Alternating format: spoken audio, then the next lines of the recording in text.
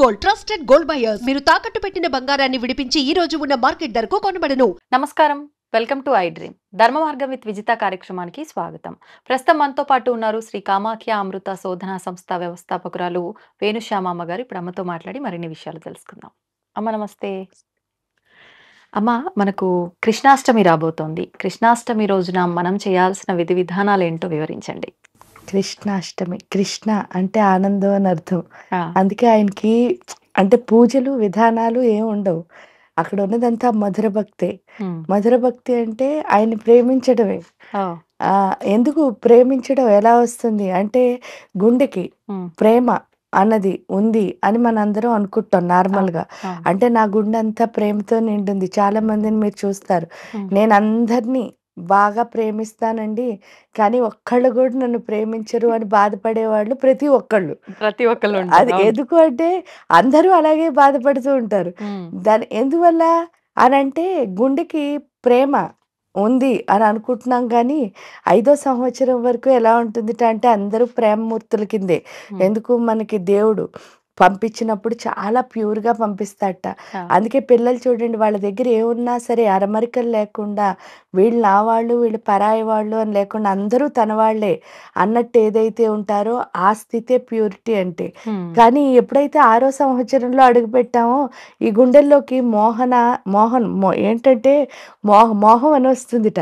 అందుకే కృష్ణుడిని ఏమని పిలుస్తారంటే మదన మోహనుడు అని పిలుస్తారు. మదన మోహనుడు అంటే ఏంటంటే మోహం అంటే ఏంటి, ఆకర్షణలు. చాలా ఆకర్షణలు లోపలికి వస్తాయి ఒక్కొక్కటి. అంటే ఇది కావాలి అది కావాలి, ఇది బాగుంది అది బాగుంది, అన్ని ఆకర్షణలే. అది వచ్చినప్పుడు ఏమవుతుంది అంటే ఆశించడం ఎక్కువైపోతుంది అనమాట. ఆశించడం అంటే ప్రతి ఒక్కదాని నుంచి మనం ఎక్స్పెక్ట్ చేస్తూ ఉంటాం ప్రకృతి నుంచి. ఆ ఎక్స్పెక్ట్ చేయడం వల్ల ఏమవుతుంది అంటే మనం ఉన్నదాన్ని మనం ఎంజాయ్ చేయం. అంటే లేనిది ఏదో కావాలనిపిస్తుంటుంది. ఇక్కడ మదన మోహన అంటే అర్థం ఏమిటి అంటే మోహం ఏదైతే ఉందో మనలో ఉన్న మోహాన్ని ఏం చేస్తాట. మదనం అంటే అర్థం ఏమిటి, మనలో ఉన్న సఫరింగ్.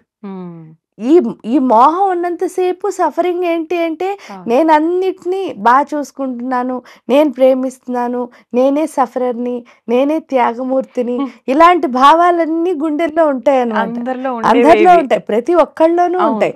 ఇక్కడికి వచ్చేసరికి మోహనుడు ఎప్పుడైతే వచ్చాడు అంటే ఏంటి అంటే మోహనత్వం అంటే ఏంటి, చాలా సుందరంగా మార్చుకోవడం. సుందరంగా మార్చుకోవడం అంటే అందంగా మార్చుకోవడం. ఆ అందం ఏమిటి అంటే ఈ ఆశించే లక్షణం ఎప్పుడైతే తీసేస్తాడో అనుభవం అన్నది వస్తుంది. అంటే మనకు కనిపించే ఈ బయట సౌందర్యం కాదు, అనుభవం వస్తుంది. అనుభవం అంటే ఏంటి అంటే ఉన్న ప్రతి దాన్ని ఎంజాయ్ చేయడం. అంటే నాకు ఏది వచ్చిందో దాన్ని ఎంజాయ్ చేసేయాలి ఫస్ట్, అంతే తప్ప రాందేదో వస్తుందని నేనేం చేస్తున్నా బాధపడుతున్నాను. అది ఎందుకు వస్తుంది అని అంటే మన దగ్గర ఉన్నవేవి మనకి తెలియదు, ఊళ్ళో ఉన్న అన్నీ తెలుస్తూ ఉంటాయి. ఎందుకంటే మన చూపంతా బాహ్య ప్రపంచం వైపే.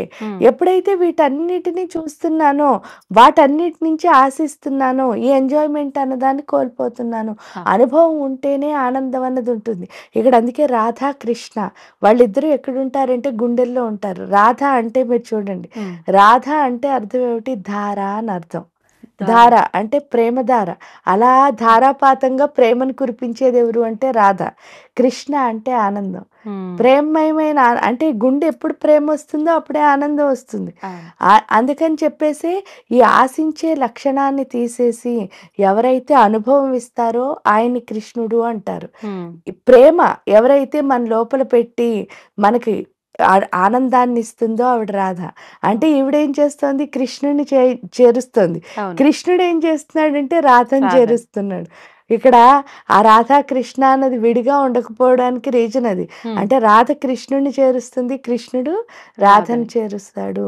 అక్కడ మీరు ప్రతి దాంట్లోనూ ఒక రాసలీల అనుకోండి, లేదా ఈ చీరలు వస్త్రాపహరణం చేయడం అనుకోండి, లేదా కాళింగి మర్దనం అనుకోండి, ఒక్కొక్క లీలలో ఒక్కొక్క గొప్పతనం. అంటే మనం ఎంత బాగా కృష్ణుని ప్రేమించాలి అన్నదే మనకి తెలుస్తుంది. ఎందుకు అని అంటే చాలా మంది భక్తులు అని అనుకుంటారు. ఫస్ట్ ఆఫ్ ఆల్ అది కూడా ఒక అహంకారమే. రెండో అహంకారం ఏమిటి అంటే ఏదైనా ఇప్పుడు చూడండి, గుడికి ఒక డొనేషన్ ఇచ్చినా లేకపోతే గుడి దగ్గర సేవ చేసినా నేను చాలా గొప్ప సేవకుడిని అనుకుంటారు. అది అహంకారమే. ఇక్కడికి వచ్చేసరికి డ్యూటీ చేస్తున్న వాళ్ళు ఉంటారు గుళ్ళో. ఏ నేను 8 అవర్స్ ఇక్కడ డ్యూటీ చేయకపోతే ఇవన్నీ ఆర్గనైజ్డ్‌గా ఉండవు అనుకుంటారు. అది కూడా అహంకారమే. ఎందుకు అనంటే ఇక్కడ 8 అవర్స్ డ్యూటీ చేసేవాడు. సపోజ్ మనం తిరుపతి వెళ్ళామనుకోండి, 24 గంటలు టెంపుల్ తీసుంటుంది. 3, 8, 24 అంటే 8, 8 షిఫ్ట్‌ల కింద 3 షిఫ్టుల్లో వస్తారు మనుషులు. వాళ్ళు వస్తారు వెళ్ళిపోతారు 8 గంటలు వర్క్ చేసి. ఈ భక్తులు నేను చాలా సేపు లైన్‌లో నుంచున్నానండి అంటారు.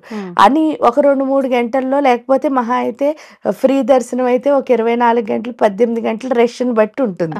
అంటే ఒక డే అంతా మ్యాక్సిమం వాళ్ళు వెయిట్ చేస్తున్నారు దేవుడి కోసం. కొంతమంది కింద నుంచి నడిచి వెళ్తారు. వాళ్ళ కాళ్ళు నొప్పులు వచ్చేలా దేవుడి కోసం వచ్చాను అంటే నేను చాలా భక్తిని ప్రదర్శిస్తున్నాను అని చెప్తారు. ఇంకా చూడండి డొనేషన్స్ ఇచ్చేవాళ్ళు వాళ్ళు, నేను ఈ విధంగా నా శక్తినిచ్చి సేవ చేస్తున్నాను. ఆడ తుడిచేవాళ్ళు వాళ్ళు, తిరుపతి నేను సేవకి వెళ్ళానండి అంటే అన్నీ గొప్పగా చెప్పుకుంటున్నాం. కానీ అక్కడ ఒక గొప్పతనం ఉంది, దాన్ని ఎప్పుడు మనం చూడలేట. మనం అందరం 8 గంటలు పని చేసేవాళ్ళు అనుకోండి, 24 గంటలు భక్తిగా వెయిట్ చేసేవాళ్ళు అనుకోండి, ఈ డొనేషన్సో లేకపోతే తుడిచేసేవో ఏ సేవైనా సేవ చేసేవాళ్ళు అనుకోండి, కింద నుంచి నడిచేవాళ్ళు అనుకోండి, మ్యాక్సిమం ఒక 24 గంటలు కష్టపడుతున్నారేమో అంతే. కానీ మీకోసం 24 గంటలు 365 రోజులు ఒకళ్ళు నుంచుని ఉంటున్నారండి అక్కడ. అది ఎవరికైనా గుర్తించట్లేదు. ఇప్పుడు కంచి కామాక్షి ఆవిడ దగ్గరికి వెళ్ళేసరికి ఆవిడ అలా కూర్చుని ఉంటుంది. అలా 24 గంటలు 365 రోజులు ఒకసారి కూర్చుని చూడండి, కూర్చోగలమేమో కదలకుండా. అంటే మనం వస్తామని వాళ్ళు వెయిట్ చేస్తున్నారు. అప్పుడు వాళ్ళు గొప్ప, మనం గొప్ప? వాళ్ళే గొప్ప. ఆ గొప్పని కనుక గుర్తించామంటే మధుర భక్తి ఆటోమేటిక్గా వచ్చేస్తుంది. ఎందుకు అంటే దేవుడికి నేను ఏదో చేస్తున్నాను అని అనుకునే బదులు నాకింత చేస్తున్న దేవుడు నాతో ఇది చేయిస్తున్నాడు అట్లీస్ట్. ఎందుకంటే అది నేను మామూలుగా నేను చేయాలి అంటే చేయలేను. ఎందుకంటే చాలా మంది చెప్తారు చూడండి, రోజు జపం చేయాలని 1,00,000 చేయాలని చెప్పేసి నేను చాలా పట్టుదలగా సంకల్పం చెప్పానండి, కానీ మధ్యలో విఘ్నం వస్తుంది. అంటే మనం 1,00,000 జపం చేయడానికి పట్టుదలగా చేస్తాను అని అనుకున్నప్పుడు అక్కడ ఏమవుతుంది అని అంటే మనం చేయలేకపోయాం. అంటే నా కోసం నేను చేసేది, కానీ ఆయన ఏం చేస్తున్నాడు అంటే మన కోసం నుంచున్నాడు. ఆవిడ ఏం చేస్తుంది అంటే మన కోసం కూర్చుంది. మధుర మీనాక్షి మన కోసం నుంచునుంది. అంటే ఇలా ఒక్కొక్కళ్ళని చూసినప్పుడు అటు సైడ్ నుంచి మనం ఆలోచించాము అంటే ఇక్కడ నేనేం చేయట్లేదు అని మాత్రం చాలా బాగా అర్థమవుతుంది. అది ఎప్పుడు వచ్చిందో అహంకారం అనేది పోతుంది. ఈ శరీరం ఎందుకు అంటే పరోపకారార్థమే. అది రావడం ఏదైతే ఉందో అదే కృష్ణ భక్తి అంటే. కానీ చాలా కష్టమేమో కదమ్మా, అందరికీ సాధ్యపడుతుందని కూడా చెప్పలేము. అవ్వదు. ఎందుకంటే ఆ మధుర భక్తి సాధ్యం అవ్వాలి అంటే మనం ఎప్పుడు రాధనే ఉపాసించాలట. ఆ రాధను ఎందుకు ఉపాసించాలి అంటే ఆవిడ కృష్ణుడు ఒక్కడనే ప్రేమించిందిట ఈ సృష్టిలో. కానీ అదే కృష్ణుడిని ప్రతి అణువులో పరమాణువులో చూడగలిగిందిట. అందుకని ఒక్కళ్ళని ఫస్ట్ ప్రేమించడం మనం నేర్చుకుంటే అది ఏ ఒక్కళ్ళైనా పర్వాలేదు, ఆ ఒక్కళ్ళని సృష్టి అంతా చూడగలిగే స్థితి అన్నది వస్తుంది. అది ఆ ఒక్కళ్ళు ఎవరు అంటే ఫస్ట్ నన్ను నేను ప్రేమించుకుంటేనే మిమ్మల్ని ప్రేమించగలుగుతాను. కాబట్టి ఇక్కడి నుంచి మొదలుపెట్టి అక్కడికి వెళ్ళి అప్పుడు దాన్ని సృష్టి అంతా చూడగలిగే స్థితి ఏదైతే ఉందో అదే రాధాకృష్ణ తత్వంలో ఉంటుంది. అదే తెలియాలి అంటే ఎప్పుడు వాళ్ళకి దగ్గరగా ఉండాలి. ఆ దగ్గరగా ఉండడం అంటే ఈ సైడ్ నుంచి కాకుండా ఆ సైడ్ నుంచి ఆలోచించడం అంటే మనం భక్తితో ఇందాక మీరు అన్నట్టు ఏ పూజలు ఆరాధనలు ఇవన్నీ కాదు, వాళ్ళకు దగ్గరగా వాళ్ళని తెలుసుకుంటూ ఉండటమే ఆ రోజున కూడా మనం ప్రత్యేకించి చేయాల్సింది. ధన్యవాదాలమ్మా.